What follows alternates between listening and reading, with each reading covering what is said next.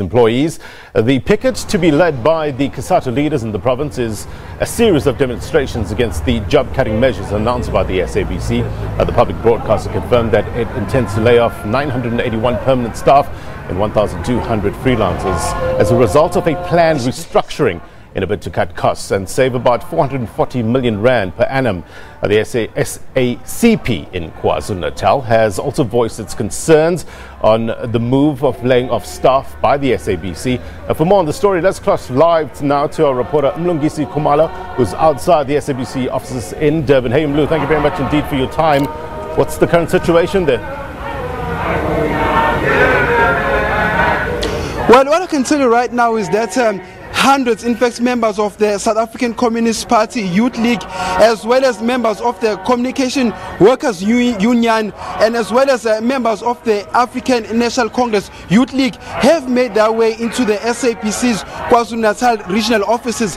Basically what they are doing, they are calling for the SABC to stop what they call a job blood. We also understand now that the SABC is planning to retrench over 900 permanent staff, as well as over 1,000 temporary staff who are also known as freelancers. But to tell me more about today's gathering, I've got Tammy Mzileni, who's also the General Secretary of the CWU in the province of KwaZulu-Natal. Thank you, Tammy, for your time. Just briefly tell us in a nutshell, what's your purpose of today's picket? Thank you very much. Today, as we are picketing here, as you can see that we've come in numbers, our members jointly with the Young Communist League and the Youth League. We came here to send a message to the SABC board that we cannot allow any job to be lost in the SABC. The SABC is a public broadcaster. The SABC, we are looking at the SABC to take everyone that is inside to be on a permanent basis, not to retrench people.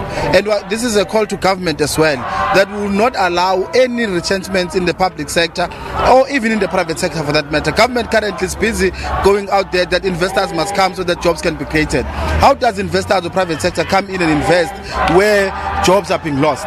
We are dealing with a sector that is very fragile, the ICT sector, as we are entering to the fourth industrial revolution.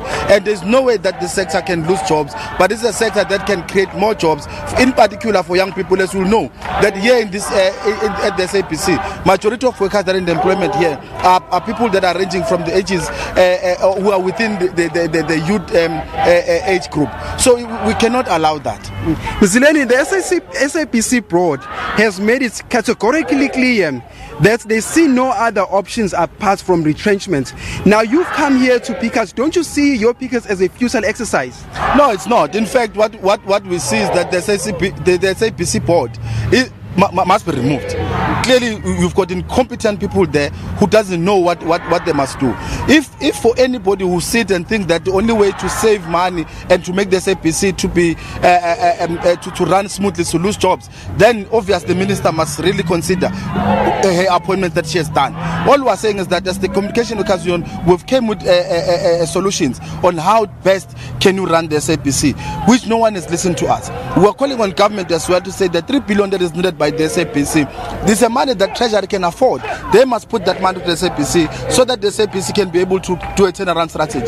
But the current SABC turnaround strategy that they've done, we must make it clear that as Communication Workers Union, as the biggest union within the SABC, we have never been consulted. We know nothing of the strategy, and we are calling on the board to open their doors for us to be able to engage. But we know because they're incompetent, they refuse to sit down with us because they know that we are competent and capable to come with ideas to turn around the SABC.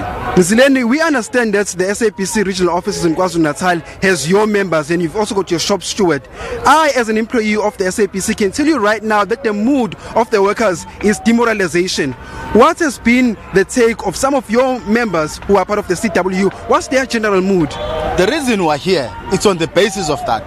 To say we want to encourage our members and the workers in general, even those that have not joined Communication Workers Union, to come and join Communication Workers Union. We are here to ensure that we boost the morale of workers, to say we are with the workers today, we'll be with workers tomorrow. Yesterday, we'll forever be with the workers and put their interests first, no one else.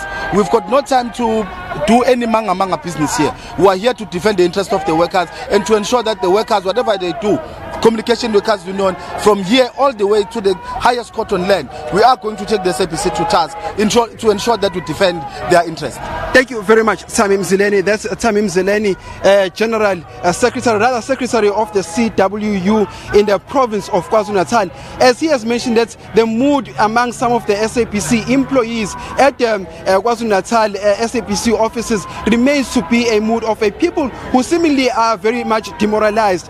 Now, also quite interesting enough, I also spoke to some of the workers who are also part of the CWU. What they said to me as the reporter is that they feel very, very concerned as to do not know what the future holds or entails for them. And also quite interesting enough, I also had a conversation with one of them who said that this is going to be one of the most gravest Christmas that they are going to spend, knowingly that next year they could be out of jobs. Mlu, thank you very much indeed, my friend. We'll catch up with you a little later on. Mlungisi Khumalo live for us in Durban. Thank you very much indeed for your reporting.